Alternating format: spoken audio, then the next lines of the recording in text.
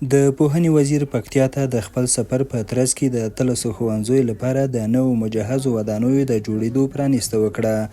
د یاد ودانیو د پرانیستې مراسمو کې د پکتیا د پوهنې رئیس مولوي عبدالقیوم فاروقي وویل چې په یاد ودانیو شاوخوا 190 میلیونه افغانۍ لګښت شوی چې چارې په تیرو 9 میاشتو کې بشپړې شوې دي. فاروقي وایي دغه ودانۍ د جاپان هیواد د خلکو په مالي مرسته او د یونیسف ادارې په مشارکت جوړې شوې دي. 160 میلیونه افغانیو په ارزښت باندې په دې باندې مصرف راغلی ده او دا مصرف سوی ده د دې شاګردانو او د ولسو د علم په خدمت کې سوی نور به هم کیږي. شاګرد چې څوره په خدمت باندې ارزي او استاد چې څوره په خدمت باندې ارزي دغه خدمت یو شی هم نه ده. هر څومره خدمت باید ورته وشي.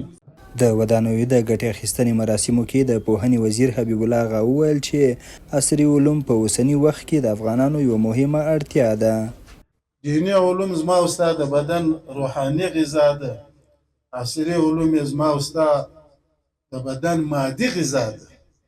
نو خو زړه د دواړو غذاو ته ضرورت لري، هم مادي غذا ته ضرورت لري، هم به اوبه څښي، هم به ډوډۍ خوري، خوراک به کوي، دوا به استعمالوي او هم به د الله عبادت کوي، دیني علم به کوي. د پکتیا د اقتصاد رئیس مولوي محمد انور راشد څرګنده کړه چې پکتیا کې لا هم یو شمېر ښوونځي او دیني مدارس ودانۍ نه لري. هغه د پوهنې وزارت له مسؤلانو غوښتنه وکړه چې د پکتیا لرې پرتو سیمو کې د ښوونځیو او دیني مدرسو لپاره د ودانۍ جوړې او پوهنې برخه کې د تشکیل کمښت ستونزه ورته حل کړي. جو مشکلات مکمل ختم شوی نه دي، موږ تاسو نه پاینده کې هم غواړو چې د موږ سره د معرفت په بخش کې لکه څنګه مو چې تیر کال اتلس نوي مکاتب موږ ته جوړ کړه او موږ 80% مکاتب د تعمیرونه نور هم نه لرو، لکه موږ سره مخامخ یو، له موږ سره تاسو نور مرسته هم وکړئ تر څو پورې د پکتیا ولایت شاګردان محصلین ولسونه د ستونزو مشکلاتو نه خلاصي.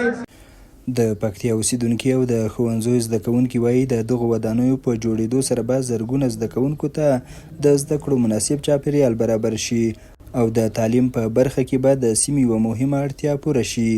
د شواک ولسوالۍ اوسیدونکي فضل الدین او بیت الله وویل می خو مکتب ته ډېر محتاج وم، مخکې محتاج و، حکومت نه ډېر نیمګړتیاوې ورته.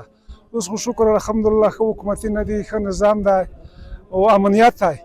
موږ د دغه حکومت نه داسې هغه غواړو چې ښه سهولت موږ ته برابر کړي. موږ په مکتبه کې اوس هم نیمګړتیاوې دي، هغه معلمون یې کم دي او کورسۍ یې نشته، پرشینه یې نشته او اوبه نه ډېره نیمګړتیا ده چې موږ ته دلته یو څه بمبه وولی شي چې د شاګردون ته اوبه ښې په ټیم رسېږي، ښه په وخت رسېږي. باد به شوم شاګردان به نه راتله، باران به شوم شاګردان به نه راتله. نو اوس دغه د زموږ لپاره در زمینه برابره شوه. انشاءالله موږ به نورو زده کړو ته هم دلته دوام ورکوو. د پکتیا په مرکز ګردیز او یو شمېر ولسوالیو کې د ښوونځیو د 13 ودانۍ داسې مهال ګټې اخیستنې ته سپارل کیږي چې تېره ورځ هم د دې ولایت په لرې پرته ډنډې پټان او ځاځیاري ولسوالیو کې د ځینو ښوونځیو د ودانیو د بنسټ ډبره کېښودل شوې. حیران احمدزی، امید راډیو، پکتیا.